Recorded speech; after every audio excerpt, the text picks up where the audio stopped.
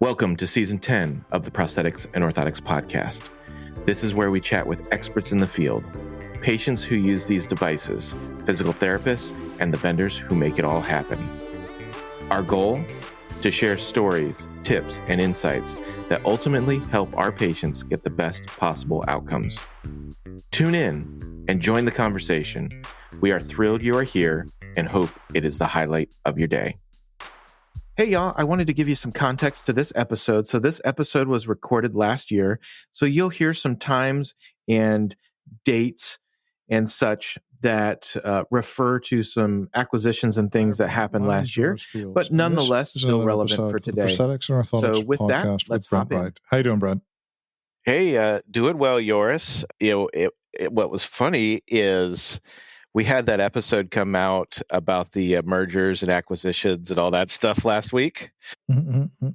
And, we made a couple good guesses on what really went on. And then it was funny to get some of the messages and things of that nature of like, hey, it was a good guess and you're kind of on the right track. And it's not exactly how it went down, but it was fun to get that feedback. You know, it's like we're not talking into a chamber, right? People are actually listening and finding out. And then your penchant for names was very funny too. Yeah, I'm sorry. Equal. I still don't know how to spell it, dude. I'm sorry. We have to call them out on this stuff because otherwise it's only going to get worse. And then 10 years from now, it'll be like equal buys Plinklast and Schwingling and all this. No, it's only going to get worse. If we tolerate it, it'll only get worse, man. Well, that's how you get the money, though, right? You got to have the most spelled name possible. Yeah, exactly. Goodness. Anyway, okay. But I'm glad you got a lot of feedback on that. That's good to hear, man. You know, one of the interesting things on the feedback, and maybe our guest today can speak to it, and maybe not. I'm not sure. But what's interesting on this upper extremity stuff is the reality is the market is so small, and it is quite saturated. Right? These companies typically are acquired when they run out of funding for like grant research and things of that nature. So that, they have something that's very, very promising, but the runway has gotten shorter and then it's like scramble mode. And so it appears like some of that happened in all of this as well, where there is something that you don't want to have lost for the sake of great patient outcomes and such. And that's when a company comes in and gobbles some of it up. But on the Tasca Equal side of things, I think what's very interesting is it is a very high end hand. So for Equal to essentially be vertically integrated and be able to provide that hand to their customers is what vertical integration is all about. And you can't get much more than, double dipping than that, not only fabricating the hand, selling the hand to yourself, and then also be getting reimbursed. So what a great move. Okay. Agree. Okay. So this episode, do we have a sponsor? Do we have maybe a specialized 3D printing service for orthopedics and anybody like that to sponsor us today? Yeah, so we've actually got two sponsors for this episode. So the first is Advanced 3D. I'm a part of that along with Paul and Tyler. We're a contract manufacturer. The idea is yes, we do stuff for O&P and we want to meet you where you are. So whether it's you've never scanned before or you want to look at some definitive sockets and how to incorporate that into your business, or we've had some people say, hey, Brent, I'm a clinician. I'm on the end of my career. I want to go golfing. I don't want to spend time in the lab. So I'm looking for a contract manufacturer that can go ahead and make these things while I'm out on the golf course, and then I go fit them.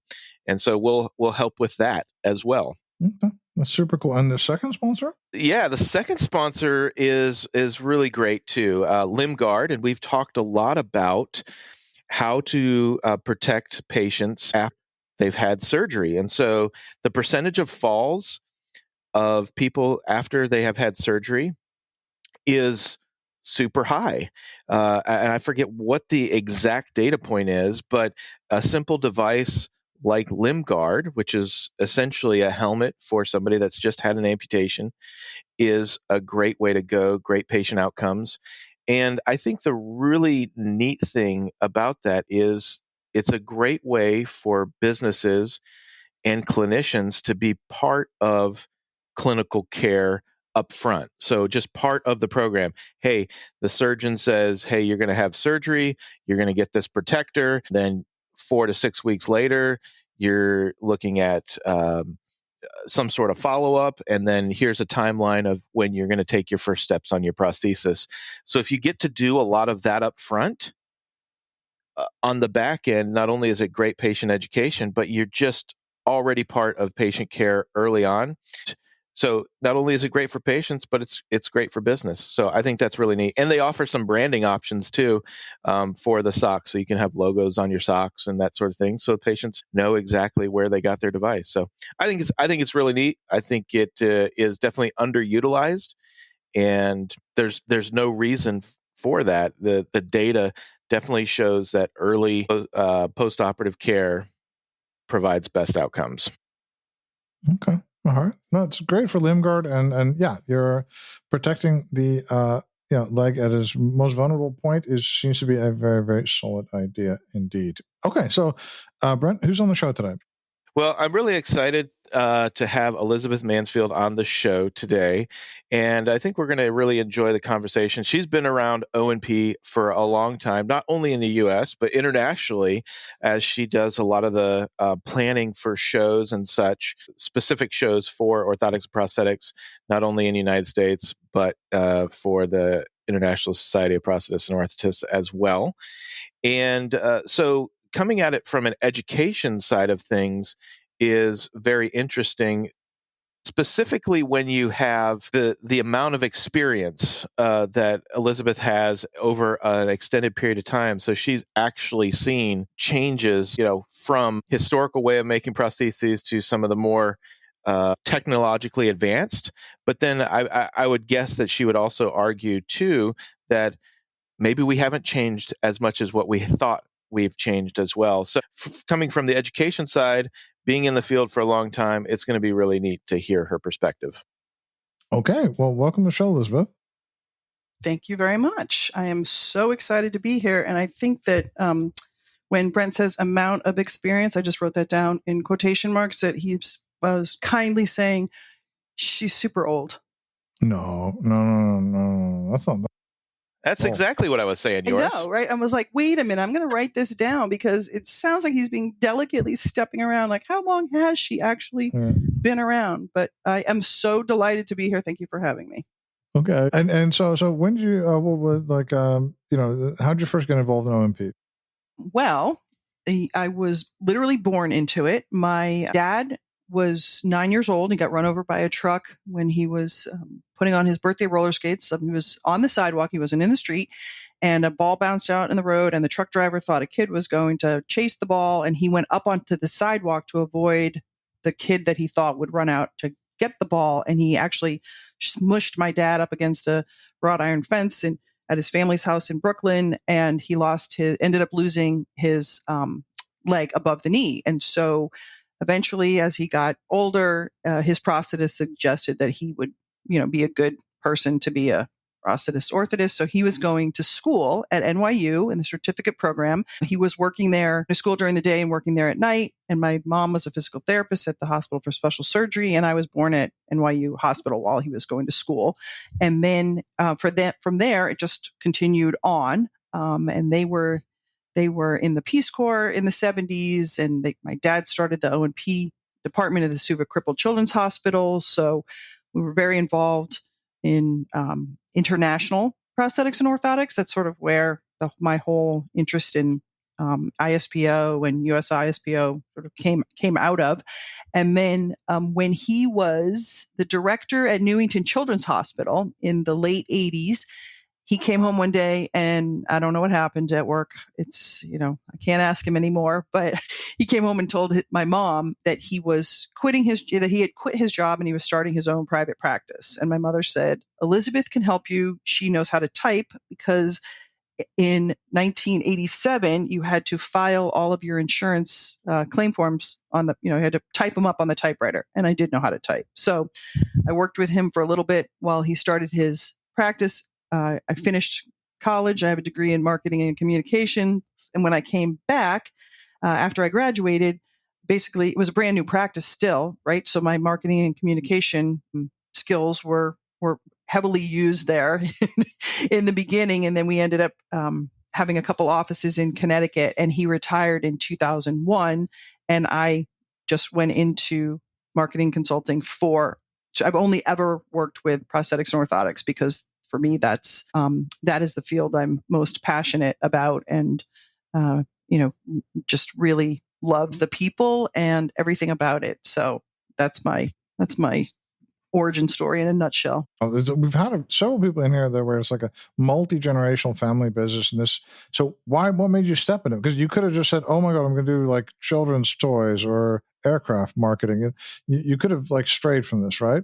Were you a little tempted, or what made you stick to this industry? You are correct. It is often tempting, and what's even funnier is that sometimes when I used to participate in a lot of like chamber of commerce activities and stuff, when I was involved in patient care, specifically when I was working in my dad's practice, I would meet people and I would tell them what I do, and they'd say, "Oh, I've got an oil company," or "I'm a veterinarian. Can you help me with my marketing?"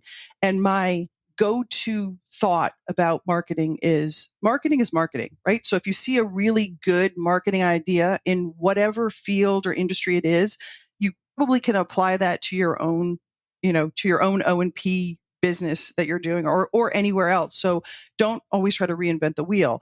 But when it comes to, at least for me, feeling like I have some, amount of experience that Brent said, I like to know what it is that I'm actually, working on in terms of marketing. So I don't want to learn everything about the oil industry or a veterinary practice. So I stuck with O&P because one, it is one of the, I think, most rewarding careers you could possibly be in.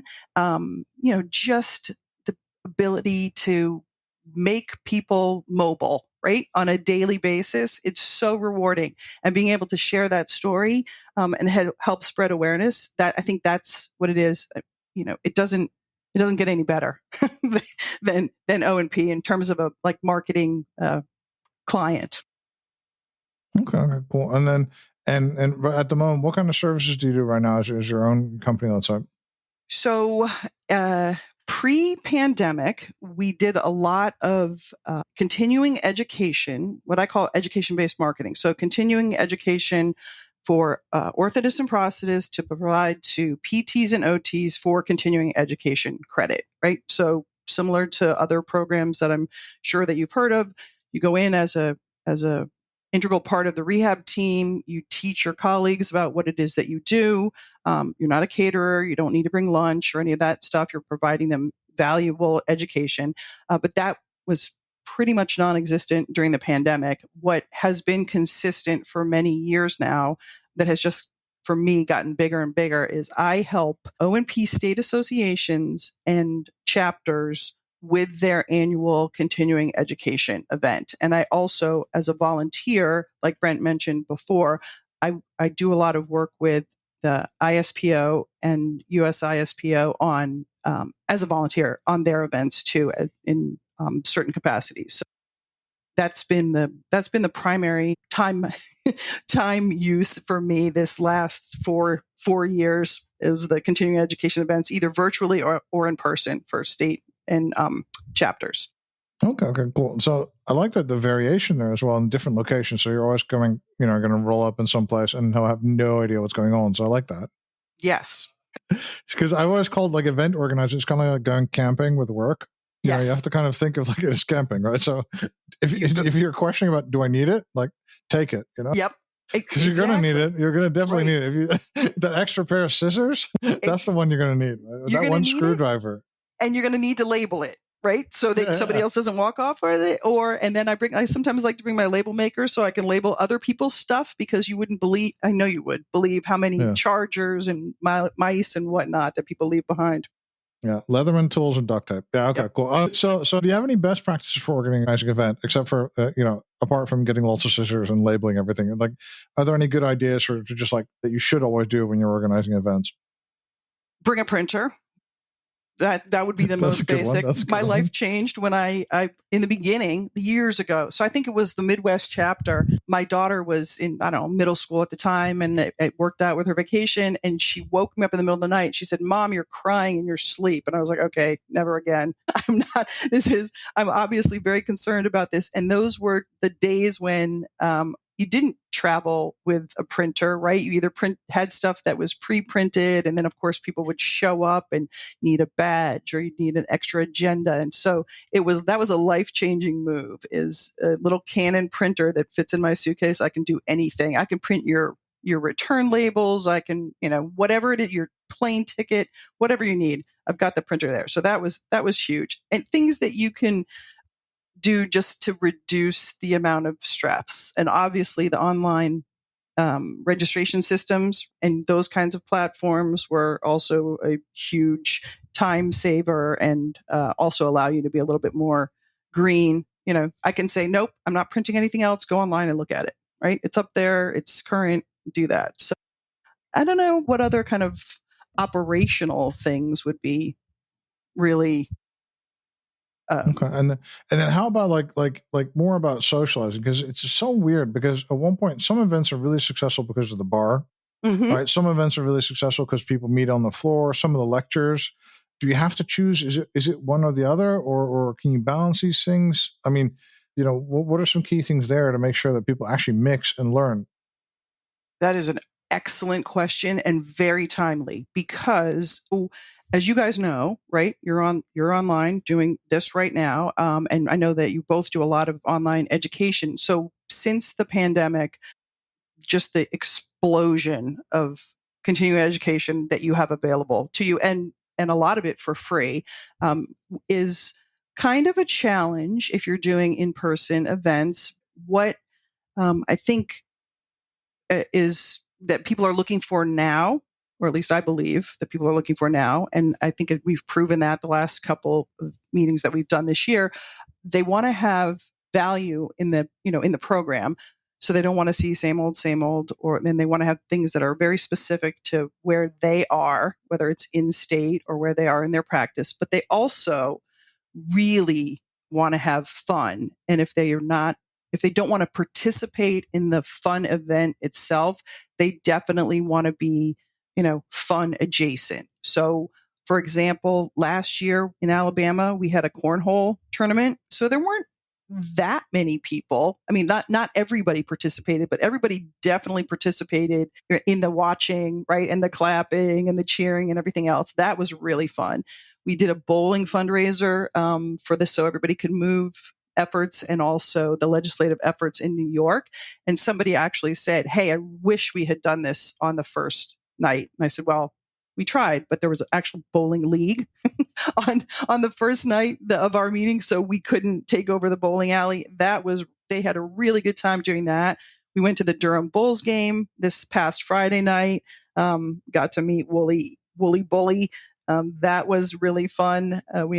People are still talking about that one. And then the people that went to the game, went out after together. So it was a real bonding experience, because all of those people, I knew them all, but they didn't know each other. And so we had a really good time, which I think was very, just helps lift up the whole event. We've had other things like that, and we're planning on doing go-karting at the Texas meeting. So anything that will get people to, right, have a good time together. So I think that's very key for the coming events. Okay. And also, I think maybe for OMP, like I know in 3D printing, it's like this, like 3D printing, a lot of people are very fidgety and they're very engineering, used to touching things and stuff. So we noticed in 3D printing events, like it's a really, really good idea to have stuff to give to people, for them to play with, or just a table for them to just interact with stuff, Yes. Especially in our business as compared to, I don't know, the space business or something else, right? Where people are a little bit different. And is it same in OMP? Because everybody's such a tinkerer, a maker, and creator. Is it really good to have a lot of physical? If you're if you're going to the event, or if you're showing off things, you have a stand. It's really good to bring stuff. I think that is such a great point, and it is a fantastic observation, because you are 100% correct. Right? The amount of people that I see that can't or don't want to sit still while it could be the most interesting presentation in the world, but they've got to get up, they've got to move. So what I've been using a lot of lately are these I call them event centers, right? It's your non-traditional, it's not a hotel. It's like North Carolina, we use the Durham Bottling Company. So it's an old bottling company that they turned into a co-working space and an event space. So it's very casual.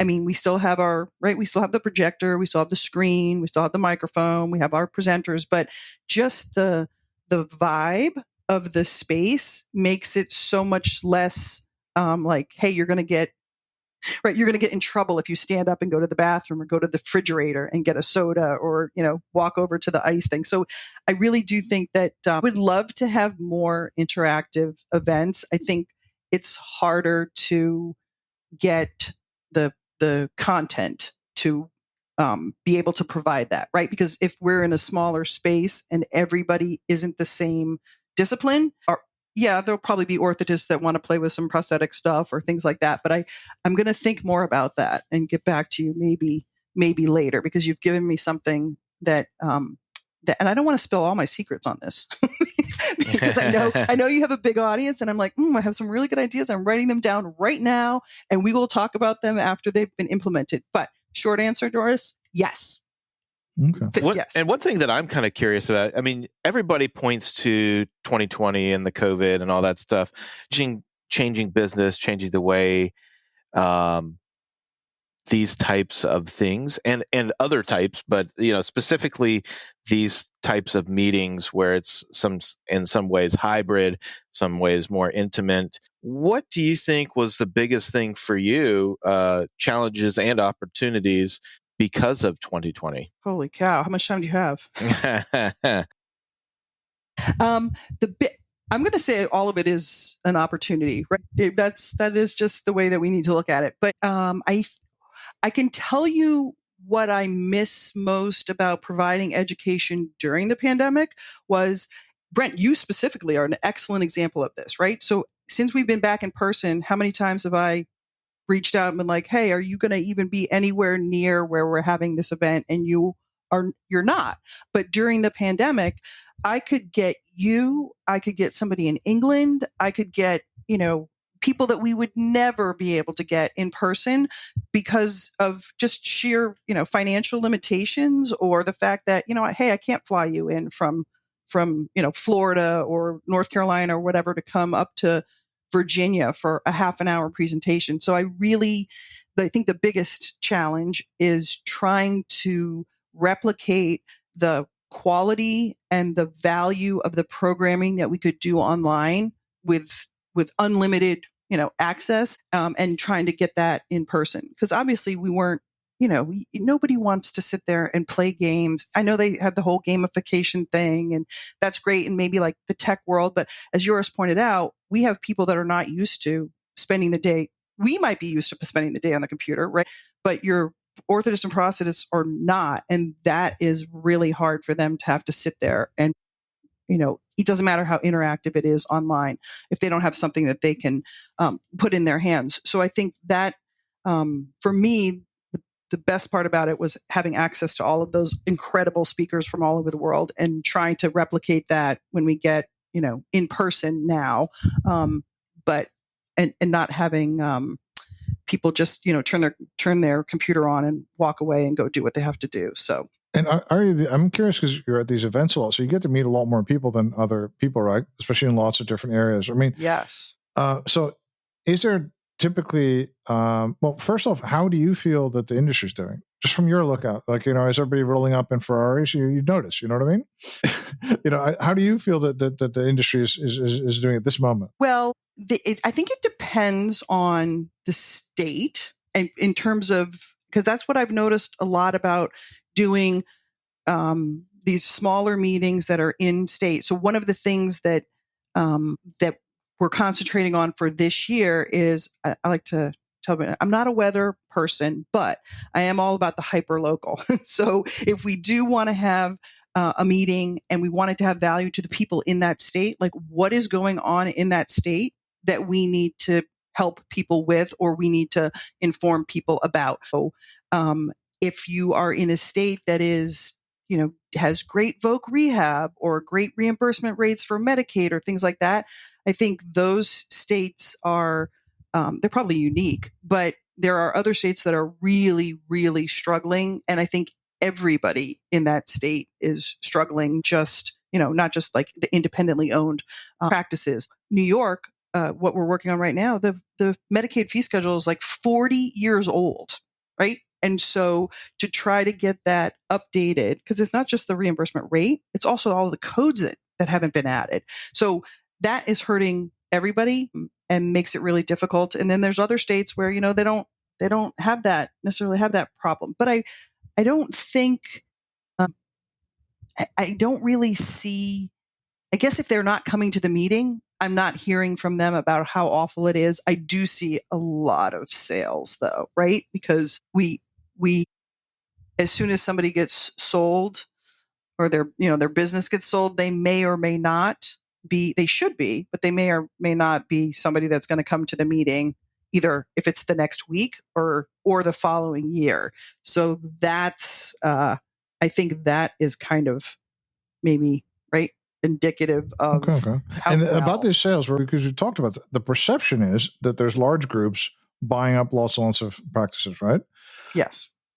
Is that also what you think, or do you think just based on your anecdotal evidence, we'll say that we'll qualify it right now, but based on your anecdotal evidence, is it also kind of more regional groups buying up like 4 or 5, let's say in Phoenix, and being kind of like more bigger in Phoenix, or is it more of these larger companies going national, if you will?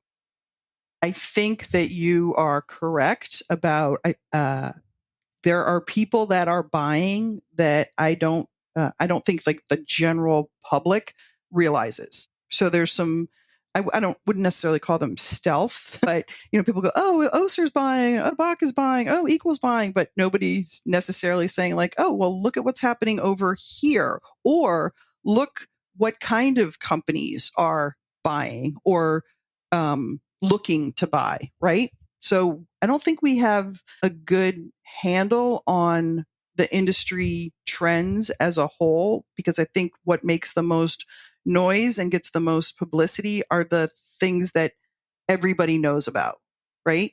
Does that make sense? Yeah, exactly. That's factored in. Everybody talks about it because everybody talks about it. Mm-hmm. But if there's some guy building up a little empire in Phoenix, we wouldn't know because it's Mary's Orthopedics. Nobody's heard of them, right? Right. And nobody's talking about it. Like, it's not like the Phoenix sales rep is talking to the North Carolina rep, and then you hear about it in North Carolina because they're like, oh, hey, my buddy in Phoenix said, this is what's going on. So, yes, I agree. And also the other thing is like, we're kind of like, what keeps coming back is that this is an industry where we're kind of a little bit worried that younger, like Sprint especially, is always worried that younger people are not attractive enough to the industry. Is that the same thing? Or are you seeing a lot of fresh faces, a lot of people kind of appear at these meetings that are more interested than usual? You're getting me with all the good questions. It is. Answer well.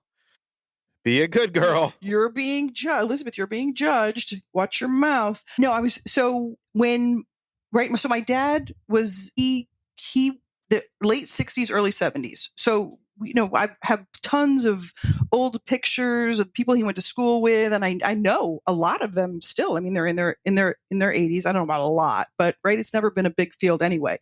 But if we are doing an event where we are close enough to a school, I always make sure that they know they're invited, that students can come for free or very, very little. There's not a lot of schools and there are not a lot of students, but there are a lot of, how did that come on? A lot of female students, that has exploded over the last couple of years because and I don't know where that statistic is unless you pull it from each school individually. And I have made an effort to reach out to the schools and make sure that the students know that they're invited, try to recruit residents to come do presentations.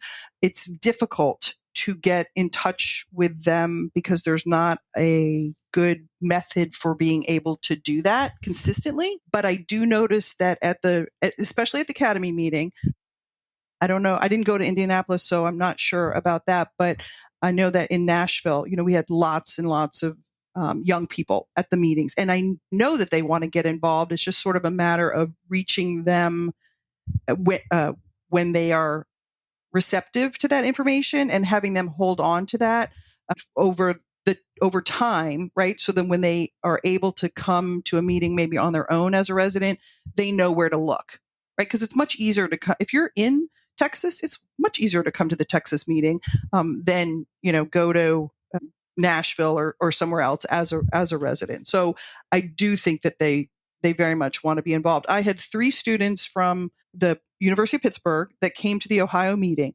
They did all the video recording. I had them do some of the moderating. And when before they left, I said, okay, what did you think? And literally, I am hooked, right? Like, because they got in there early. So they will be looking for events like that to participate in, as opposed to somebody that went their entire schooling, their residency, all of that kind of stuff. And maybe they work for a large national chain and they go to a large national meeting, but they don't necessarily get involved on the state level. I will say to them, to the people that are listening, it's the coolest. Like, that's where you can really participate. You can have a really good time in a way that you may not be able to at a large national meeting, just because of the time constraints and all the stuff that you need to get done while you're there. So cool. And then I'm interested in something you alluded to, like these states. It's a different picture across states. Are there some states where like it's like more worrying than other states to be a practice, or is it like less attractive at this point? I would think that, and this is just my opinion, right? Course, okay, yeah, so because I do travel around. Florida is tough, right, to recruit people to come to Florida because of their bureaucracy in terms of licensure. New York is really hard because they have so many issues with reimbursement due to third-party payers and managed care stuff. I mean, it's awful. That's what they're working so hard on right now. So I think those are probably very difficult. But in other areas, so I work with Alabama, Georgia, Texas, Tennessee, Virginia, New Jersey, New York, Ohio. Ohio doesn't seem to be having as much trouble as like New York in terms of reimbursement. And we just had a meeting in Kentucky where we had the vocational rehabilitation person come and explain exactly how the whole process of getting involved in voc rehab, which I think was really helpful. They actually had requested a talk from somebody in the state. So those are the kinds of things that I think most people don't consider when they're choosing where they want to go after they graduate and they're looking for a residency or they're looking for a place to land. I don't think that I don't think they understand how different every state can I could imagine that you could just say, oh, Florida, that's nice. I like Florida. I like the ocean, and then maybe it's much better for you to go to like Alabama or North Carolina, whatever, South Carolina, whatever. And they just don't realize. So I think that's a good pointer for these guys, that these folks should spy on these meetings, maybe go to an out-of-state one or something to figure out what these guys are up to. I'll give you a really good example. So I was talking to a bunch of students at, I don't know, probably Nashville, because I'm pretty sure it was a place that was, a national meeting. And I said, oh, where are you from? And they all told me where they were from. And I said, okay, well, you are, and do you want to go back to the state that you're from? And I believe they were all students at like maybe Baylor or something. And so I said, okay, well, if you're going to go back to New Jersey, just, New Jersey is licensed and this is how much a New Jersey license costs. And where are you from? Oh, you're from Alabama. Okay. Did you know that your license for Alabama is $900 a year for a licensed prosthetist orthotist yearly? That is a yearly fee that you have to pay on top of what you are paying for anything else that has to do with your credential, right?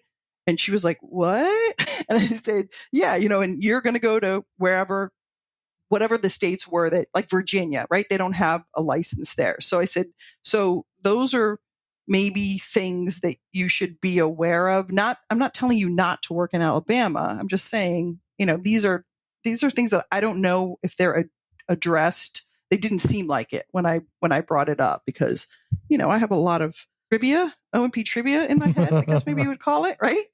So, Elizabeth, speaking of some of the random trivia, what, in your opinion, have been some of the big turning points, at least in your experience of what you've seen in O&P, whether it be technology, education, what have you? Like maybe pick 2 or 3 that you're like, this really changed things for the better. Or I guess we could go for the worse, but I mean, that it really changed. Wow, that's great. That really changed. Well, I think the most obvious was in O&P went from a certificate program to the master's program. And it wasn't an instantaneous change, but it has become very apparent when, like I said, when I see the students at the meetings, the number of female practitioners. So it was basically non-existent for a very long time. I mean, there was like a handful of people. You could literally name them. I won't, because that'll just make them sound as old as me. I start naming names. And I had asked about that. People that I thought were might know, what the numbers actually were, and when did they sort of shift over? And so nobody has answered me yet, but I did some reading, and I think what I came up with was that when the master's program, there are more women interested in it as a master's degree, and it had something to do with the nature of the field, right? Like that's a caring profession. That's like a caring profession also. So that is something that I don't know what kind of effect it's having on the businesses themselves, and whether it's not really a big deal at the sort of large national chains, because it that just is what it is, and maybe they have more corporate structure that deals HR type things. But I did hear somebody say last year at one of the meetings, well, I wouldn't want my daughter to be in orthotics and prosthetics right now, because they have to go. We've got a contract with the prison, and they have to go. They're going to have to go see patients at the prison. And I was like, well, my dad used to go see patients at the prison, sometimes, but back in Connecticut. But I'd never really heard anybody say anything about like why they might think it's an issue, right? Like obviously it's their take on it, but I thought, that was an interesting thing to say. And then also there's a really good presentation that Allison Syme and Sophia Mancini did at the Ohio meeting. I think the title is a little bit tricky because it sounds more like it's about pregnant people, pregnant women as patients, when it really has a lot to do with how pregnancy affects everything, right? From like your staff to how somebody walks when they're pregnant, and all kinds of really important and exposure to chemicals and things like that. And I just thought that was such a great topic, because it doesn't matter, Brent, if you're not pregnant, but if you are taking care of a patient who is, that is absolutely going to affect how they wear their prostheses or their orthoses, or while they are, whether it's weight gain or anything else like that. So I think that's really, that has just a huge effect overall in terms of, what is being offered in terms of education and patient care. I think it only is going to make things better overall. Anything else? I think access to education in all different formats has been really important, because you can, right? Like you used to maybe have to wait until your sales rep came in and showed you how to use the microprocessor knee or something like that. But now you can literally, right, go online and Google it and look it up, and probably be able to troubleshoot faster than you could before. I think those are some of the things, sort of like access to information. That's a big change, big positive change. What else? I don't know. I'm going to think on that a little bit more. Yeah, I think your statement about the education moving to a master's, Mm-hmm. That was, I was right on the kind of the cusp of that when it was one of the last certificate programs. And, and seeing the students now coming in with a master's, and you always hear, and you probably hear it, just the hand skills, hand skills. And in my experience with that, okay, yeah, so maybe a little bit. But the reality is, I think the idea of focusing on patient outcomes, how is this stuff fitting, being a good communicator, so you're not the one fabricating this stuff, which also translates well into additive manufacturing. I can't see a downside to that. Okay, so the person can't take off a stainless steel piece and rebend it to fit the Yeah. okay. Well, to me, that's not doing that is just a complete money loss anyway. So why would I want my clinician doing that? So I think those are all things that I think it's interesting. It's a different way to work, and it's neat to see kind of this progression of almost to the dental field. I liken it to the dental field a lot. You don't see the dentist in the back making a crown. You just don't. He's the one evaluating, getting stuff prepped, and he's the one fitting it, making sure everything works. He or she. Yeah. Thank you. I use he in the grand human scheme of things, right? I know. Yes. Well, so I do think that there's a really important outcome of the master's program decision. And that is that when my dad run over, it wasn't like, hey, you're preordained now to be an orthotist prosthetist, right? But he definitely was heavily involved in the field as a patient, as were so many people, right? Like back in the day. Mm-hmm.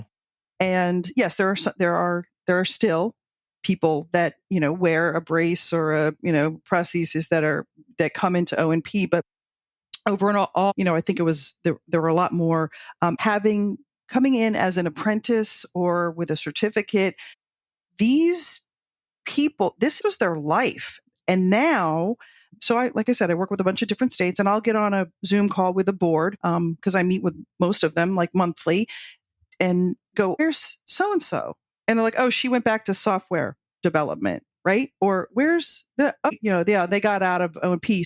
The issue, and I'm not going to say it's a problem or a challenge, but definitely trend is that you have so many more options with that master's degree than you in getting out of the field, right? So as opposed to I learned this at the bench, right? And this is my passion and this is my pride. And it may be tied into hand skills also, because you're building it yourself.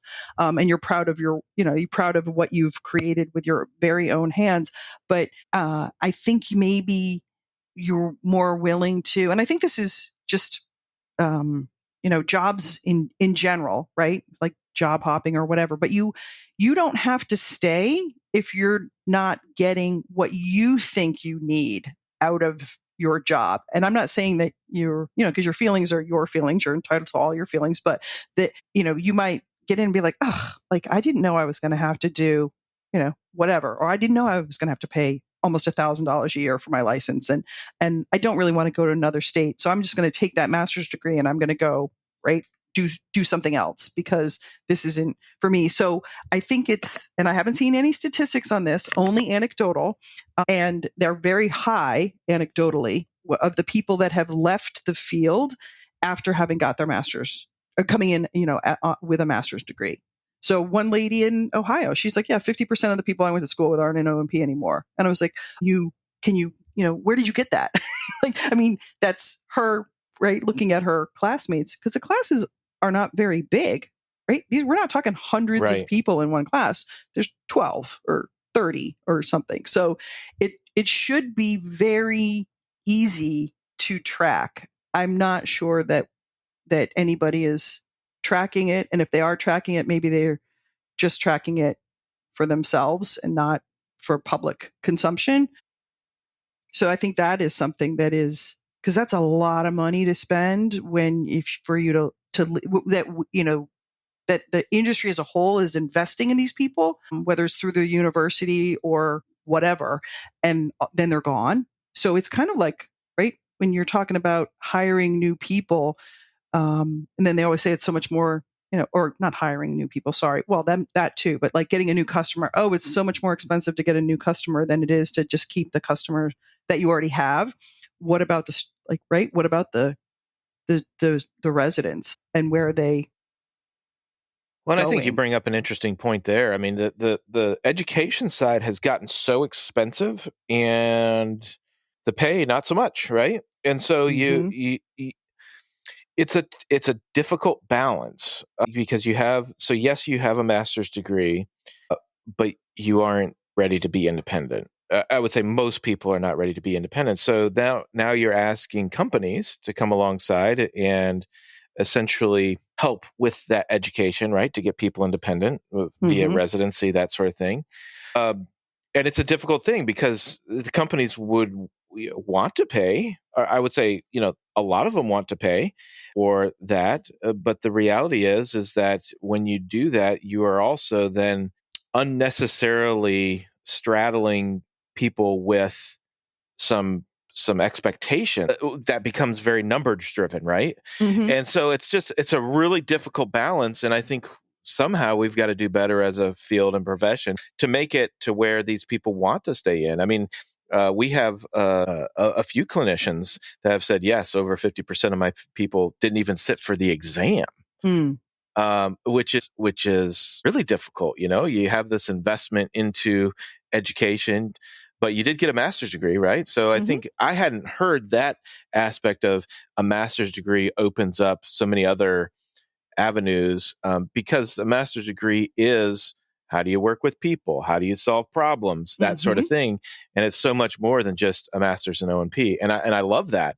But we've got to be able to be competitive with somebody that is some sort of engineer, and they, for whatever reason, went to O&P and then got out, and it's like, hey, the money just isn't there. And it's not all about money, but we need to make it semi-attractive to where they don't want to make the jump to a software or just some engineering thing. But here's the other part is that, you know, in the days of even, I would say, the people in my age group were kind of at the tail end of that. This whole thing about working literally 24/7, right? Or you're at the lab at 6 a.m. till 9 o'clock at night because you've already seen patients all day long. This generation of clinicians not interested in doing that, and good on them, because I think there's a lot of life to live. It's just a different thing moving forward, and I'm really excited about what that means for the technology side of things as we dive into machine learning, AI, that sort of thing, and then obviously the 3D printing side of things. So yes, I agree on with all of that, and I'm also curious what you think, because you are involved in a lot of I think once you get into additive, and my daughter worked for Shapeways for a while, so I was following. I still actually follow all their stuff, but when we're kind of sheltered, I think, in O&P, and thinking that and we were right, because like back when I was a kid, I literally got, if I said my dad was a prosthetist, because people aren't that, little kids aren't necessarily that smart or funny, and oh, dad's a prostitute, you're like, no, that's not what I said, but they didn't know what it was. And now you can't walk down a jetway on an airplane, right, without seeing pictures of people that are either wearing prostheses or even not wearing, being congenital, right, and limb loss, and they're like in the ads, they're everywhere, right, they're Yeah. Target, all of it. So people know so much more, general public knows so much more now about prosthetics and orthotics. I mean, they know it, but so there are people that know stuff about what we do that have no connection to actual orthotics and prosthetics. So I'm curious how you see that affecting the future when the need is just right, keeps just expanding and expanding for these kinds of devices. Like who's gonna do it? Yeah, and I think it's an interesting Because somebody's thing. going to do it. And when you talk to people, everybody now has a friend that's a prosthetist too. Mm-hmm. That's another interesting thing. Like it's become this, which is great. And then we ended up in the top. Was it the top 10 or top 20 growing fields in the United States or something like that? I think it was like a USA Today or a Time. Like it was top 10 jobs or something to that effect. And so, yeah, knowing about it, I think one of the things that, being on an island for so long, when people start taking a peek into our industry, they have a lot of questions. Mm-hmm. They like, why is it so expensive? When you take a look at the sea leg, Mm-hmm. and there's been a great documentation on some research people. They're like, there's $2,500 max in material cost in a sea leg. Why is it being sold for $18,000, $20,000? And then you have to talk, well, it's niche, R&D. And then in the back of my mind, it's like, yeah, why is it being sold for $20,000? So, but what's going to be interesting is you're going to have, and you already see it a little bit, these large companies that have a piece of technology that may be beneficial to our field, and they're going to come in and just solve some of this stuff because they can. Mm-hmm. And it's going to drive the cost down to zero, and it's going to shake up some things for traditional vendors. And I think there is a part of that for the traditional vendors, bigger companies, that sort of thing, which is scary because they've been in an island and definitely reaped the rewards for being in a niche industry, and they've put in time, money, and energy and that sort of thing. But this new generation of workforce that is, say, part of, and I'm just a Toyota or a Honda or something like that, where they have some very advanced manufacturing capabilities, and they take a little bit of a microscope into O&P and say, hey, we can solve that right now with what we've got. To me, that's exciting because not only is it going to bring down the cost, it's going to make things faster and then ultimately better patient outcomes. And I think you're going to see that in the software side of things too, with some of the more advanced softwares being able to solve some of these digital problems via, a software that's not made for O&P, or that wasn't intended for O&P, but it's going to happen, and it's already happening. And I think it's exciting. But the funny thing about all that is they are not interested in being a part of the field. Like we're a very small pond. There's not necessarily money to be made, but they're wanting to make an impact. And so I think that's what's interesting is how do you those companies that are interested, and there are some that are not. Like I was having a conversation with the CEO of a very big gaming company, and I said, man, you guys have some amazing 3D designers that make these avatars and what have you, whole ecosystem of 3D. And you have some amazing software to do all that that's internal. I think you guys should really look at, helping out in O&P. And the conversation went from, that's cool, we're not doing medical though. We're not doing anything medical. That's the the hard part about all this is you have these super skilled people, and you're going to make way more money in gaming than in O&P every day of the week. There's no doubt about it. But that particular skill set, if you can get a little group of people together and have a specific focused project for them to work on, they would love to be a part of that. And I think that's where this is going. I think I had a very similar experience because I have a travel hobby, and one of the software platforms that I use to manage it, I did the exact same thing. I was like, look at what they're doing with this. I'm like, I could really see this being applied in a very useful way. I'm going to be vague on purpose, but, and I went to the same thing, right? I went to the head of the company and I said, hey, I see what you're doing with this. It works so well with this. I think that this would be, with a couple of tweaks or whatever, right? Because I'm not a programmer. I could use it for this, and that would be huge. And he was like, "Yeah, no, we're doing travel." So, and I was like, "No, that's of course, because one, I don't think I'm a very good salesperson.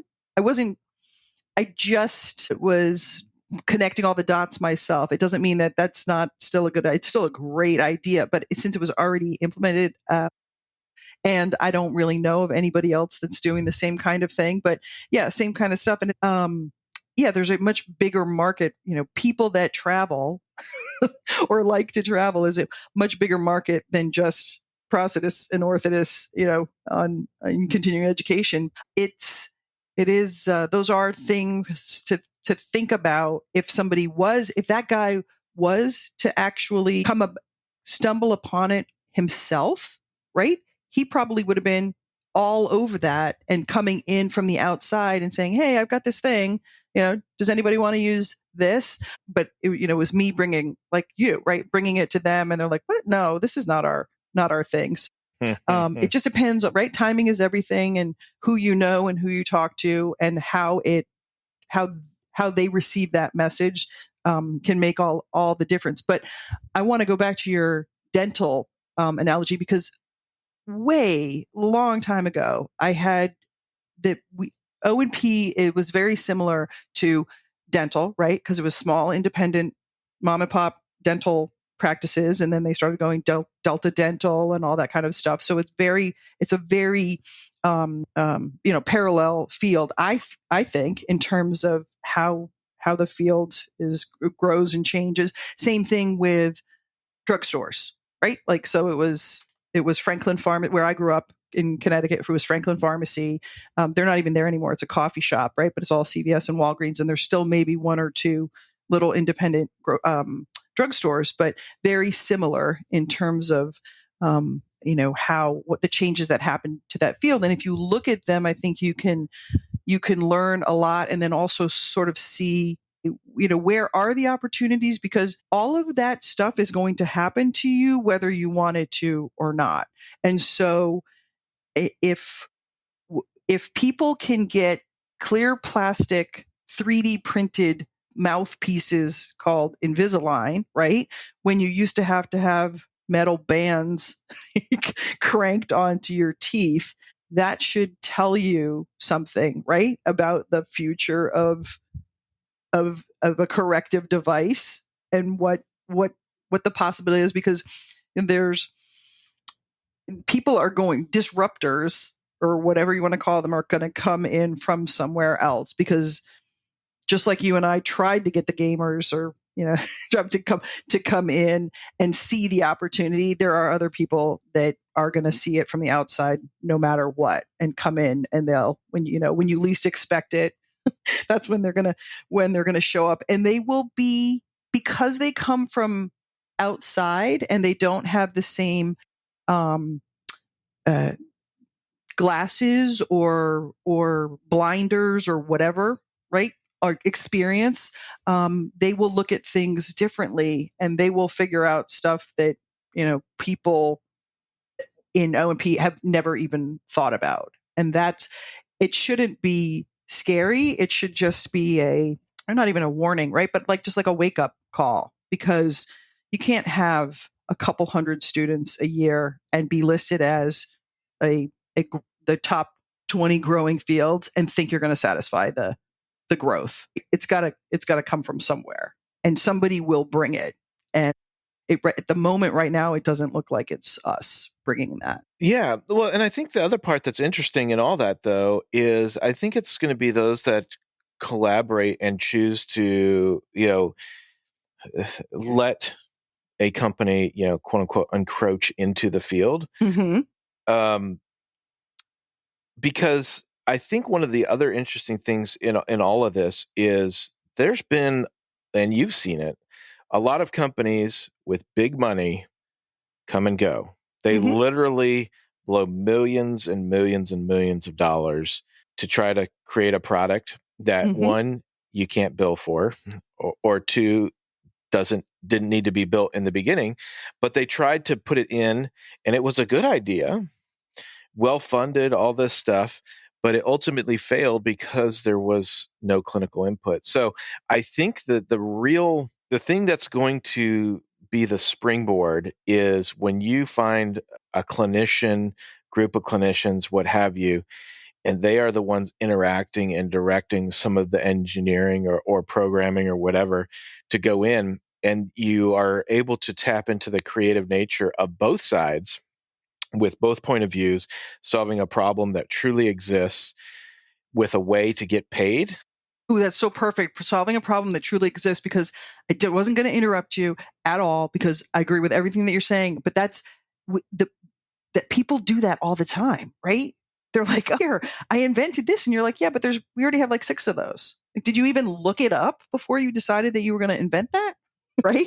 Right. Yeah. I used to tell people they would bring me, and I'm like, go to Sky Mall. If you can't find it in Sky Mall, in the in-flight magazine in Sky Mall, then please tell me what your great idea is. But I guarantee I had one friend who would do that all the time. And I was like, dude, just come on.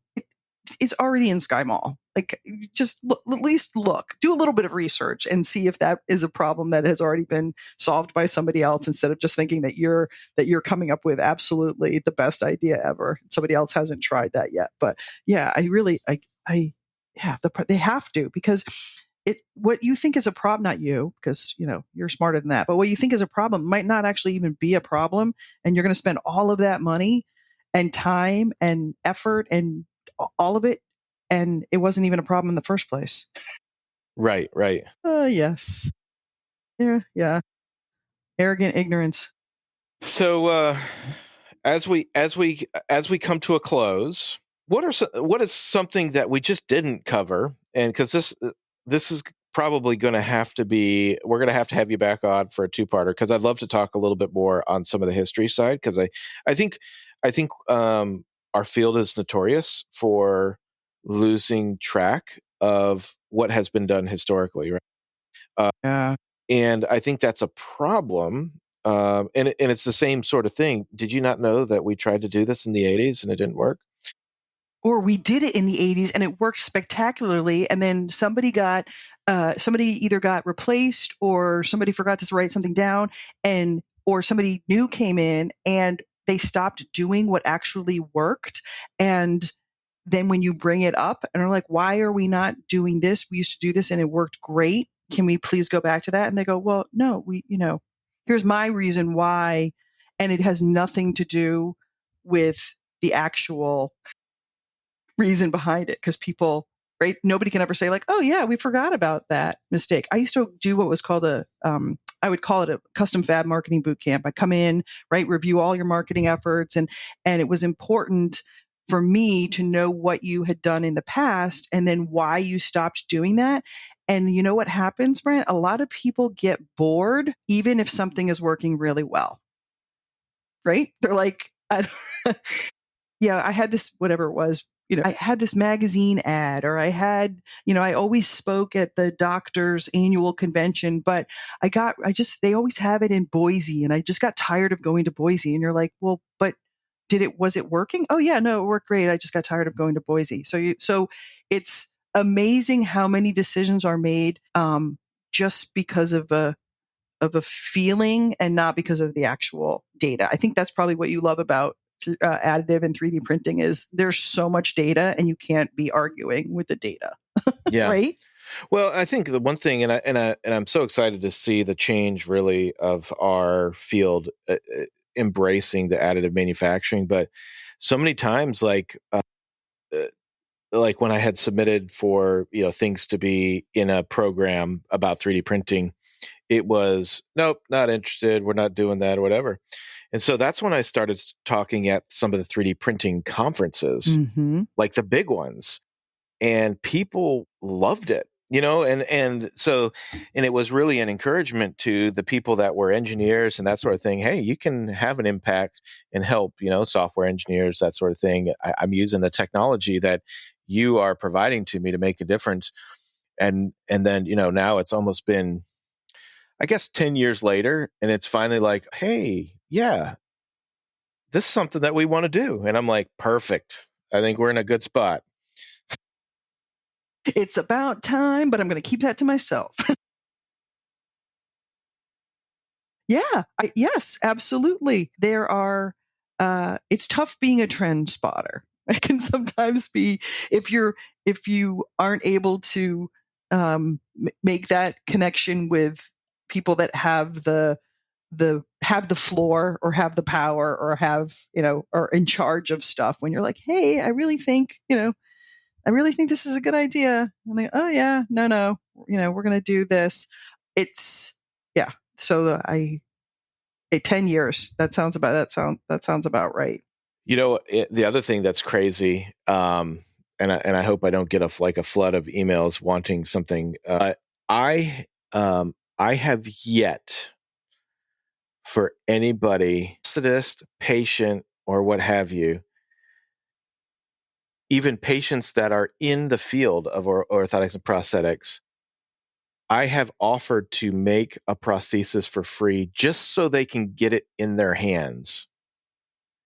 And I have yet to have anybody take me up on the offer. Interesting. Isn't that wild? Don't answer. Yeah. No. Right. They're probably, I mean, I would love to hear the list of reasons, why not, but I think that would be interesting. But yeah, I mean, nothing, I'm telling you, nothing surprises me anymore at all. I feel like I've learned just so much during the pandemic about things that I thought that I already knew about. And you're like, wait, why are they? Yeah. What is the point of this? What are we doing about that? Like what? Wait, how many students are there? Right. So, well, I mean, it is more psychology than anything else, right? I mean, we can label it whatever we want, but the reality is we're getting in our own way. We can't get out of our own way. And I think that is what is interesting on some of the psychology things, to really move the needle forward on some of this. And I think the most interesting thing on all these are some of the things that people gravitate to. You take, for example, the Psionic going on to Shark Tank, and you hear all I would say there's stuff on both positive and negative, but then there's always the conversation after the conversation of it. But the reality is, Adil's doing something a little bit different, and it makes us uncomfortable, but it's working. And so I think that also should cause us some pause. It's like, hey, maybe the way we've always done it doesn't necessarily work, and there is another way to make it work. And so, and I'm super thankful for the Shark Tank episode and the awareness that it brought around to it, and how it can propel, for the patient outcome side of things. But then I think the other neat part of that is, he's not only targeting the O&P market, that's the heart and soul behind it. But the reality is this robotics market is much, much larger, but you're going to be able to bring the robotics information and learnings into O&P, and how cool is that? And to be able to bridge both of them.